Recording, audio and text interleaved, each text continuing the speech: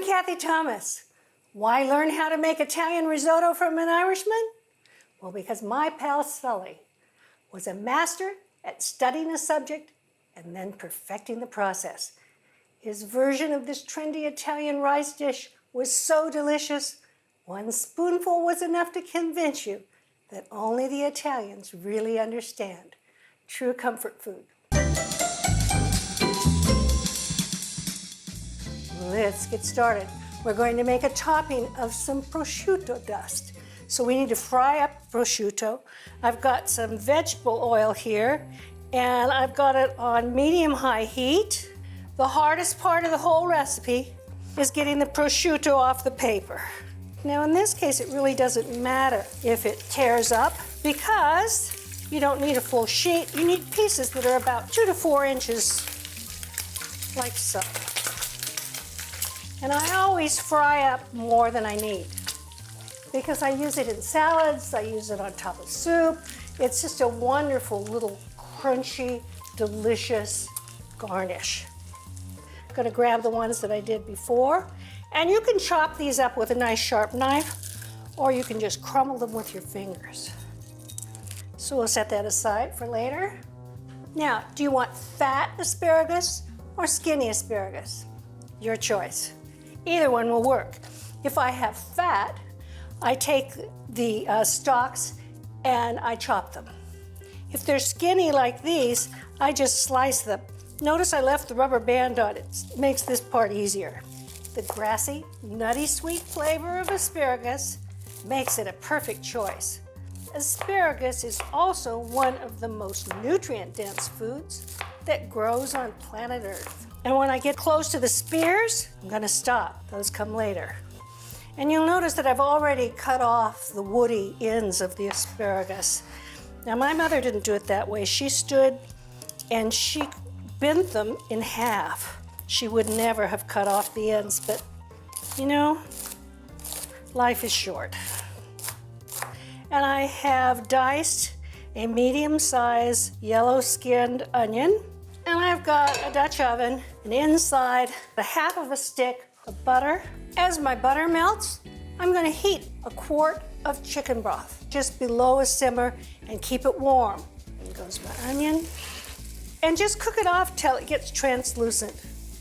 Okay, a cup of arborio rice. In it goes.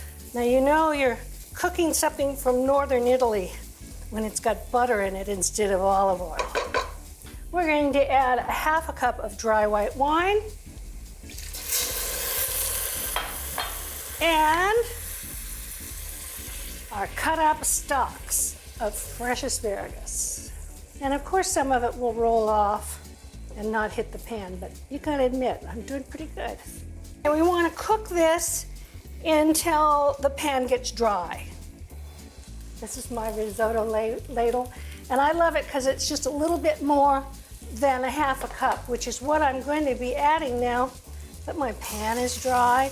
I want to add enough to cover the rice. So there we go. One needs to be patient, perhaps drinking a glass of wine while one makes risotto, because it's the kind of dish you have to keep an eye on. You have to do some stirring, and you have to keep adding broth as the pan goes dry.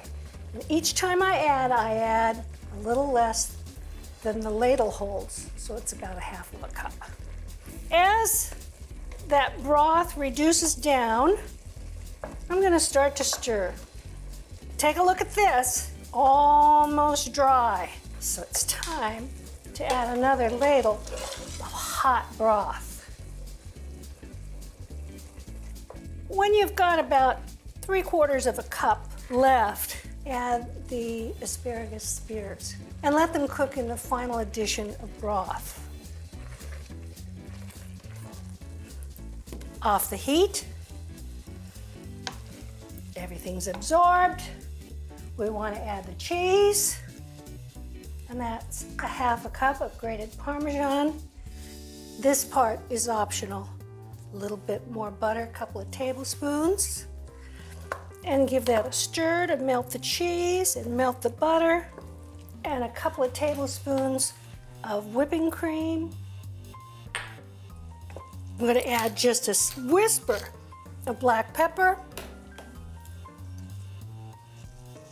and just a little bit of salt, because starchy things need to be a little salty. And then a little topping of that prosciutto dust. There's asparagus risotto a la Sully. Here's a quick tip from Melissa's. Kumquats are luscious, and they're like an inside-out orange because the sweet part is on the outside while the tart part is on the inside. I love to make kumquat rosemary marmalade.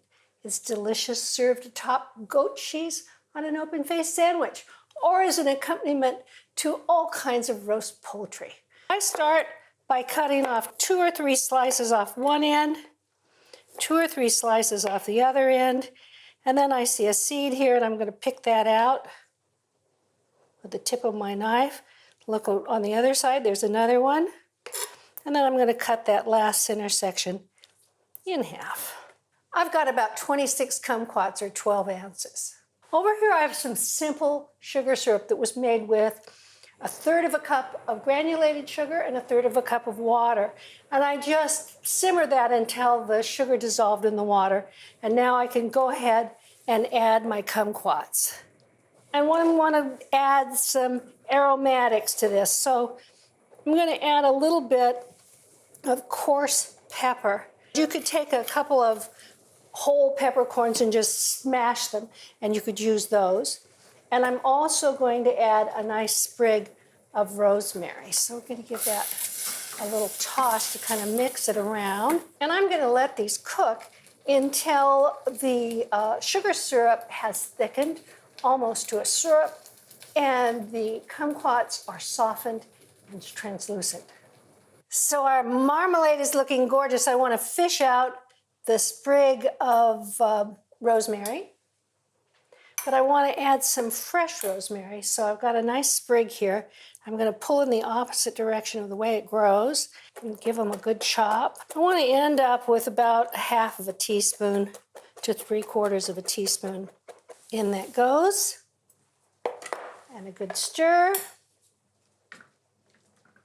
We're going to use the marmalade I made yesterday because we want it to be nice and cooled off to make this open-faced sandwich. And I have a piece of rustic bread here that I have toasted.